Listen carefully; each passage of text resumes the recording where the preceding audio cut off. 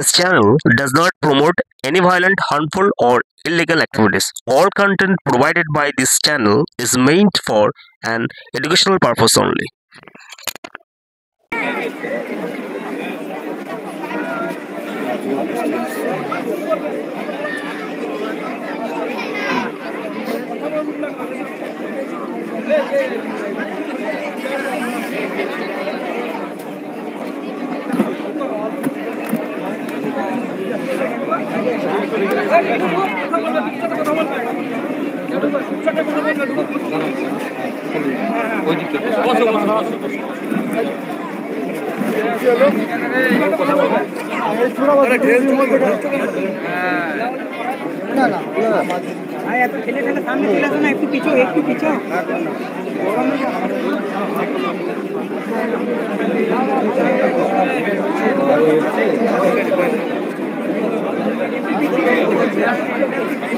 টাকা মোবাইল পেয়েছো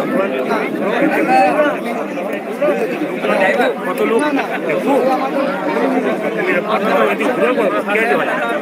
লোক দেখা হবে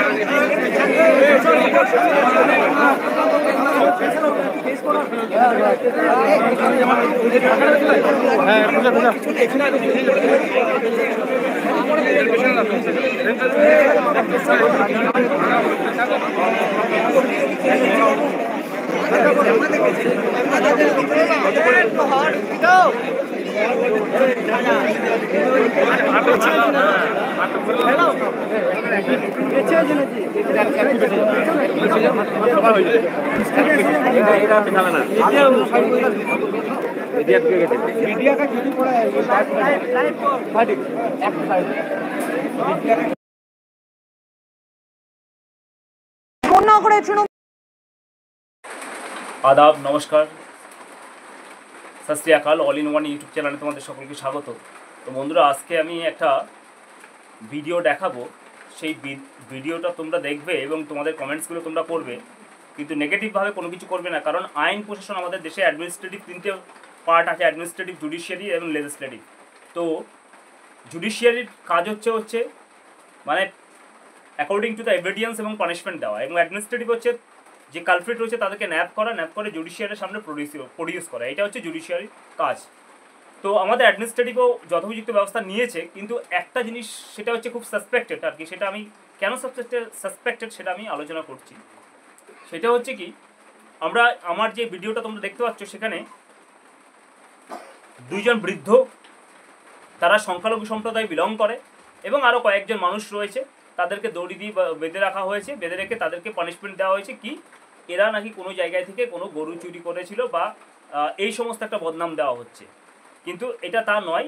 সেটা যতটা আমরা খোঁজ খবর নিয়ে দেখেছি সম্ভবত সেটা হচ্ছে কি, এই গরুগুলোকে তারা কোনো জায়গাতে কিনে নিচ্ছে বা ব্যবসা পারপাস বা অন্য জায়গায় নিয়ে যাওয়া হচ্ছিলো, এরকম একটা সামথিং। যদিও তার ইনভেস্টিগেশন চলছে, ইনভেস্টিগেশন হওয়ার পর টোটালি পুরো ইনসিডেন্টের ফ্যাক্টটা জানা যাবে। কিন্তু একটা জিনিস হচ্ছে, যদি কেউ অন্যায় করে থাকে তাহলে সেই অন্যায়ের পানিশমেন্ট দেওয়ার জন্য অ্যাডমিনিস্ট্রেটিভ রয়েছে এবং জুডিশিয়ারি সিস্টেম রয়েছে। তাহলে এই যে ব্যক্তিরা যারা এইভাবে ওই বৃদ্ধ লোকগুলোকে ঘিরে রেখে, যাদের বয়স অ্যাপ্রক্স যদি ধরা যায় 70 থেকে 80 বছর বয়স হতে পারে, তাদেরকে হাত পায়ে দড়ি বেঁধে তাদেরকে এভাবে পানিশমেন্ট দেওয়া হচ্ছে, এই রাইটস তো আমাদের ইন্ডিয়ান কনস্টিটিউশন কাউকে দেয়নি। তারা যদি অন্যায় করে থাকে সেখানে তাদেরকে ডিটেন করা হয়েছে, ঠিক আছে মানছি, তাহলে তাদেরকে ডিটেন করার পর তাদেরকে পুলিশে খবর দেওয়া হোক এবং পুলিশ তাদের ল অনুযায়ী অ্যাকর্ডিং টু দ্য ল, আমাদের এখন যেটা বিএনএস হয়েছে, হ্যাঁ, আইপিসি এবং সিআরপিসি বাদ দিয়ে এখন এটা বিএনএস হয়েছে আর কি, হ্যাঁ, ভারতীয় ন্যায় সংহিতা, এরকম একটা ন্যায় সংহিতা এরকম মানে এর নাম হয়েছে। তো বিএনএস অ্যাক্ট অনুযায়ী তাদের উপর, তাদের এগেনস্টে আর কি মানে লিগেল অ্যাকশন নেওয়া হবে। সেটা তারা যদি অন্যায় করেও থাকে, আমি মনে করলাম মানে তর্ক খাতিলে ধরে ধরলাম তারা অন্যায় করলো, তারা অন্যায় করে থাকে, তাহলে তাদের বিরুদ্ধে লিগেল অ্যাকশন না হোক। কিন্তু এইভাবে আইনটাকে হাতে তুলে নিয়ে এবং তাদেরকে এইভাবে কোনো একটা স্লোগান দিতে বাধ্য করা, এগুলো পরিপক্ষ মানে আমরা নয়, এবং এটাকে আমি এন্ডোর্সও করি না। এটা হচ্ছে একটা সাম্প্রদায়িক সম্পৃক্তি নষ্ট করার একটা ভাব। এবং এবার এইটা বলে থাকি, সেটা হঠাৎ করে এটাকে কেন মিডিয়াতে হাইলাইট করা হয়েছে, কেন ভিডিও করে ছেড়ে দেওয়া হয়েছে, বা কে বা কারা ভিডিও করেছে, সেটাও কিন্তু তদন্ত সাপেক্ষে আসা উচিত প্রথমত। দ্বিতীয়ত হচ্ছে কি, এই ইনসিডেন্টগুলো দেখবে যত ভোট আসবে তত কিন্তু এই ধরনের ইনসিডেন্ট ঘটতে থাকবে। এই কথাটা আমার কথা নয়, এই কথাটা একজন মানে আইএসএফ অর্থাৎ ইন্ডিয়ান সেকুলার ফ্রন্টের যে চেয়ারম্যান নওশাদ সিদ্দিকী, তিনি কিন্তু এই কথাটা বলেছেন যে ইলেকশন আসার পূর্বে দেখবে এরকম দুটো দল একে অপরকে কাদা ছোড়াছুড়ি করবে, কেন? একটা সংখ্যালঘু ভোট চায়, একটা হচ্ছে সংখ্যাগরিষ্ঠ ভোট চায়।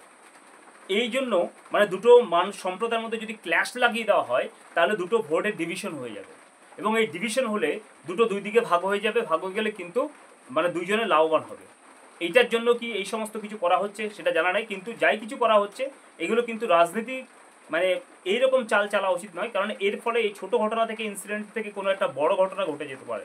দুটো সম্প্রদায়ের মধ্যে একটা বিদ্বেষ, একটা অশান্তি লেগে যেতে পারে, যেখানে হচ্ছে একটা শান্তির একটা কনজেনিয়াল অ্যাটমসফিয়ার বিরাজ করছে, সেই কনজেনিয়াল অ্যাটমসফিয়ারটা কিন্তু ভায়োলেট হবে, এবং সেই যাতে ভায়োলেট না হয় তাই ক্ষেত্রে প্রত্যেকটা মানুষকে সচেতন থাকতে হবে। এবং কোনো মানুষ কিন্তু এইরকম কোনো ইনসিডেন্ট দেখলে হুটাহুট মাথা গরম করে কোনো কাজ করার প্রয়োজন নেই। সেখানে প্রশাসন রয়েছে, প্রশাসনের দ্বারস্থ হওয়া সবাইকে উচিত আমি মনে করি। তবে আইন যদি আমরা নিজের হাতে তুলে নিই তাহলে কী হবে, অশান্তিটা, ঝামেলাটা, বিদ্বেষটা বাড়বে। কারণ সবাই যদি আইন হাতে তুলে নেয় তাহলে কিন্তু অ্যাডমিনিস্ট্রেটিভটাকে পুরো ভায়োলেট করা হচ্ছে, এবং ঝামেলা, অশান্তি, বিদ্বেষ আরও বেড়েই যাবে, এটা কিন্তু কমবে না।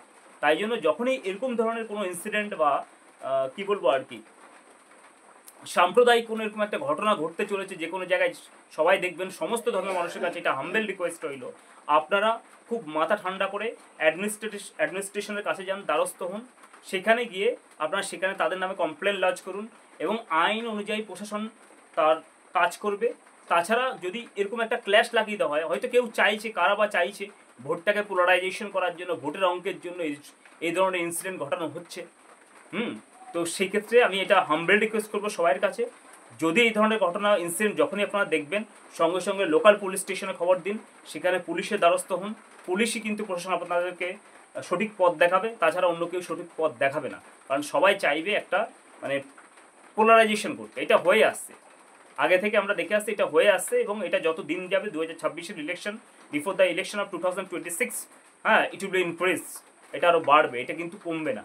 তাই জন্য এই যে জিনিসটা, ঘটনাটা ঘটে চলেছে, যদিও মনে হচ্ছে এটা ট্রিভিয়াল ম্যাটার, কিন্তু এটা ট্রিভিয়াল ম্যাটার নয়, এটা কিন্তু অনেক বড় একটা এক্সপ্লোশন হতে পারে। কারণ দুটো সম্প্রদায়ের মধ্যে একটা ক্ল্যাশ বাঁধিয়ে দিলে দুটো ভোট দুদিকে পোলারাইজেশন হয়ে যাবে, যেটা মানে আইএসএফ যে চেয়ারম্যান নওশাদ সিদ্দিকী বলেছেন যে ভোটের আগে কিন্তু এই ধরনের অনেক ঘটনা ঘটবে, কোনো মানে কি বলবো, ধর্মীয় স্থানগুলো, তীর্থস্থান থেকে ধর্মীয় স্থানগুলোতে, এই সমস্ত জায়গায় কিন্তু টোটালি এই ধরনের অনেক কিছু করা হবে যাতে করে ভোটটা পোলারাইজেশন হয়, পোলারাইজেশন হয়ে দুটো সম্প্রদায় দুটোর দিকে চলে যাবে, চলে গেলে আদতে দুটোর দিকে দুইজনের লাভ হবে। তো সেক্ষেত্রে সবাইকে সাবধান থাকতে হবে, এই সাবধান বাণী সবার কাছে পৌঁছে দিতে হবে। তো আজকে ভিডিওটা একটুখানি ভালো লাগলে লাইক শেয়ার সাবস্ক্রাইব করবে, ধন্যবাদ।